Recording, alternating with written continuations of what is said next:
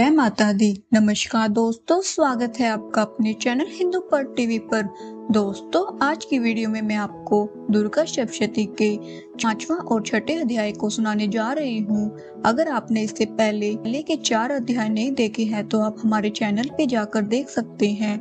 Video को शुरू करने से पहले वीडियो को लाइक करें और चैनल को सब्सक्राइब करें। दुर्गा सप्तशती का 5वां अध्याय। देवता द्वारा देवी की स्तुति। महर्षि मेधा ने कहा, पूर्व काल में शुम्भ अशुम्भ नामक असुरों ने अपने बल के मद से इंद्र का त्रिलोकी का राज्य और यज्ञों के भाग छीन लिए, और वह दोनों इस प्रकार सूर्य, चंद्रमा, धर्मराज और वरुण के अधिकार भी छीनकर स्वयं ही उनका उपयोग करने लगे। वायु तथा अग्नि का कार्य भी वही करने लगे, और इसके पश्चात उन्होंने जिन देवताओं का राज्य छीना था उनको अपने अपने स्थान से निकाल दिया। इस तरह से अधिकार छीने हुए दैत्य और दैत्यों द्वारा निकले हुए देवता अपराजिता देवी का स्मरण करने लगे कि देवी ने हमको वर दिया था कि मैं तुम्हारी संपूर्ण विपत्तियों का नष्ट करके रक्षा करूंगी। ऐसा विचार कर सब देवता हिमालय पर गए और भगवती विष्णु माया की स्तुति करने लगे। देवताओं ने कहा, देवी को नमस्कार है, शिव को नमस्कार है, प्रकृति और भद्रा को नमस्कार है।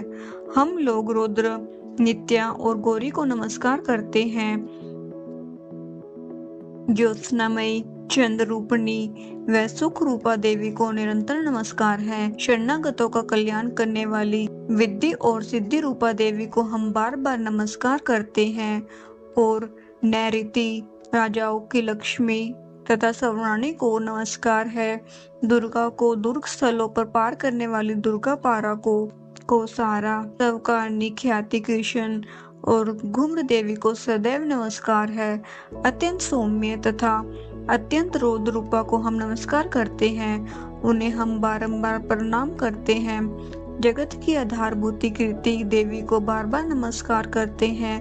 जिस देवी को प्राणी मात्र विष्णु माया कहते हैं उसको नमस्कार है, उसको नमस्कार है, उसको नमस्कार है।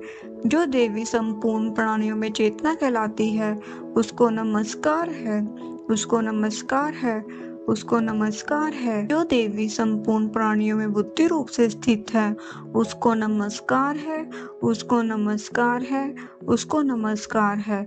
जो देवी सब प्राणियों में निंदा रूप से विराजमान है उसको नमस्कार है, उसको नमस्कार है, उसको नमस्कार है। जो देवी संपूर्ण प्राणियों में शुद्ध रूप से विराजमान है उसको नमस्कार है, उसको नमस्कार है, उसको नमस्कार है। जो देवी प्राणियों में छाया रूप से स्थित है उसको मेरा बारंबार नमस्कार है, उसको नमस्कार है, उसको नमस्कार है, उसको नमस्कार है। जो देवी सब प्राणियों में शक्ति रूप से स्थित है उसको नमस्कार है, उसको नमस्कार है, उसको नमस्कार है।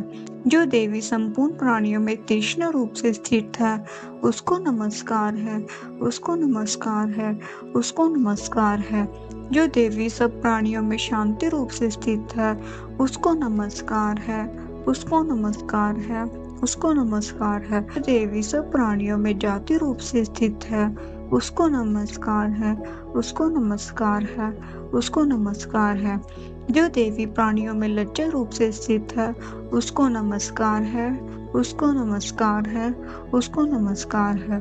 जो देवी संपूर्ण प्राणियों में श्रद्धा रूप से स्थित है उसको नमस्कार है, उसको नमस्कार है, उसको नमस्कार है।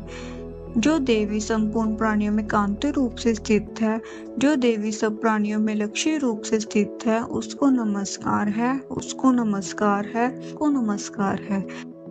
जो देवी संपूर्ण प्राणियों में वृत्ति रूप से स्थित है उसको नमस्कार है, उसको नमस्कार है, उसको नमस्कार है।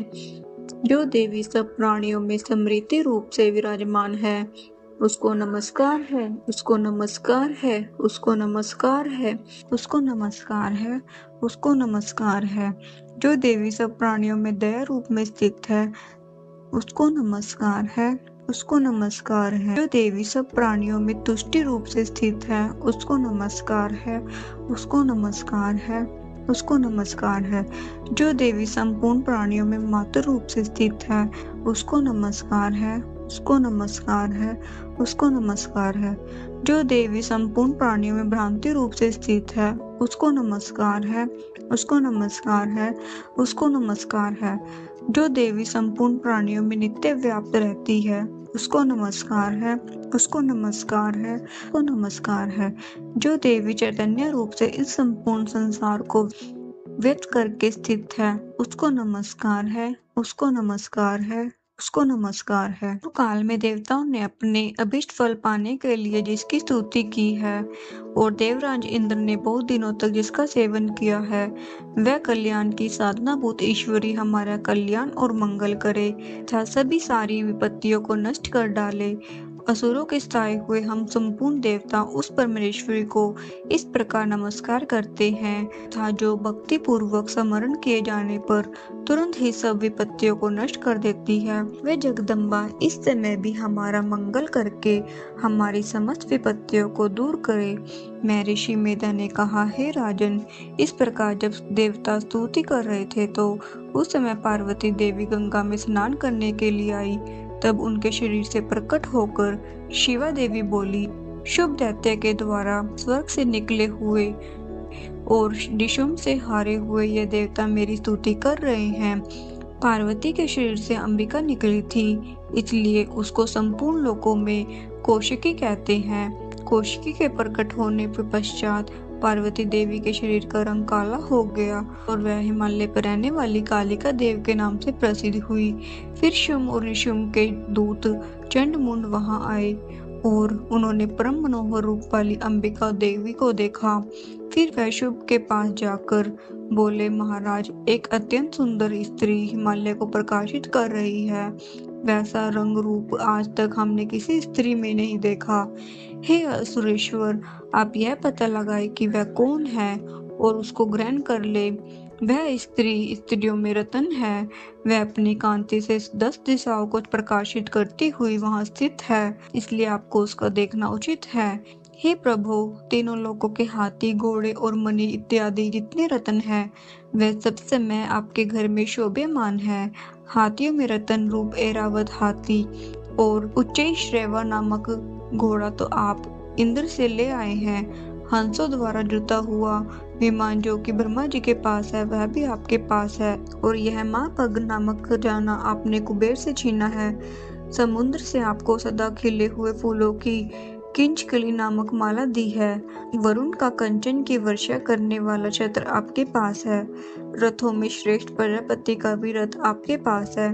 हे दैत्येंद्र, मृत्यु से उत्क्रांतिका नामक शक्ति भी आपसे छीन ली है और वरुण का पाश भी आपके भ्राता निशुम्भ के अधिकार में है। और जो अग्नि में न जल सके ऐसे 2 वस्त्र भी अग्निदेव ने आपको दिए हैं। हे दैत्यराज, इस प्रकार सारी रत्नी रूपी वस्तुएं आप संग्रह कर चुके हैं, तो आप यह कल्याणकारी स्त्रियों में रतन रूप अनुपम स्त्री आप क्यों नहीं ग्रहण करते?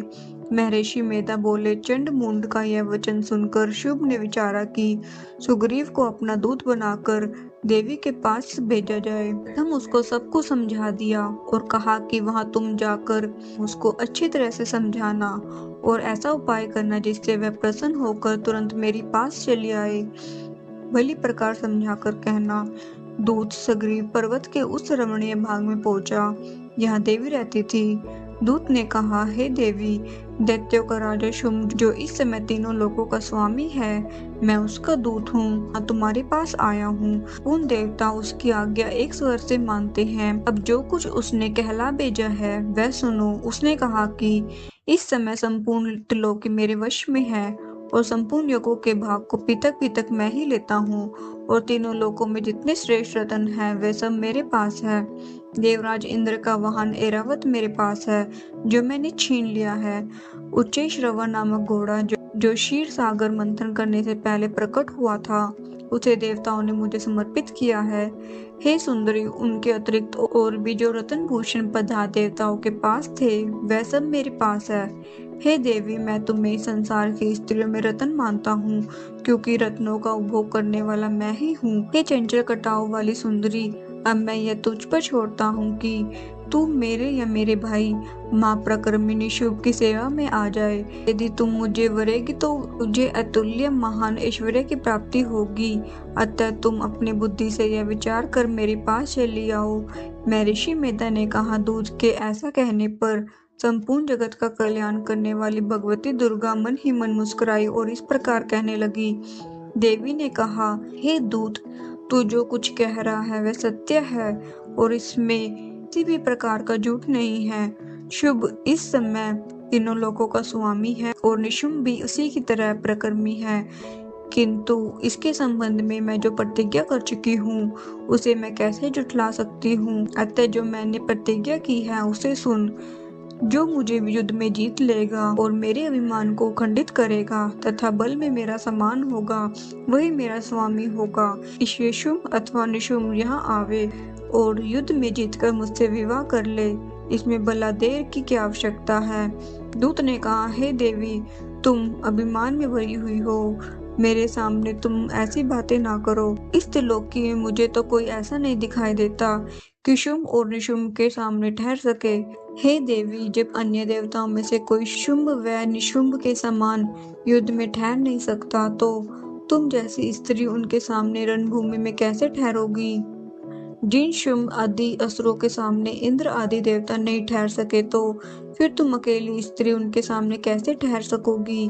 अतः तुम मेरा कहना मानकर उनके पास चली जाओ, नहीं तो जब वह तुम्हारे केश पकड़कर घसीटते हुए ले जाएंगे तो तुम्हारा गौरव नष्ट हो जाएगा।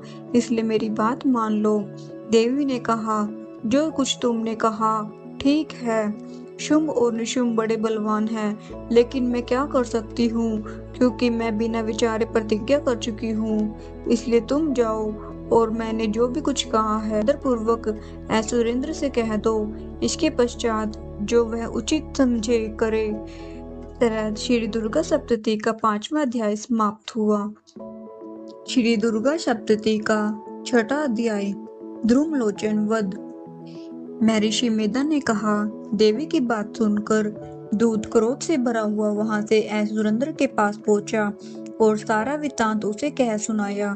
दूत की बात सुन ऐश्वर्येंद्र के क्रोध का पारावार न रहा और उसने अपने सेनापति ध्रुमलोचन से कहा, ध्रुमलोचन, तुम अपनी सेना सहित शीघ्र वहां जाओ और उस दुष्ट के केशों को पकड़कर उसे घसीटते हुए यहाँ ले आओ।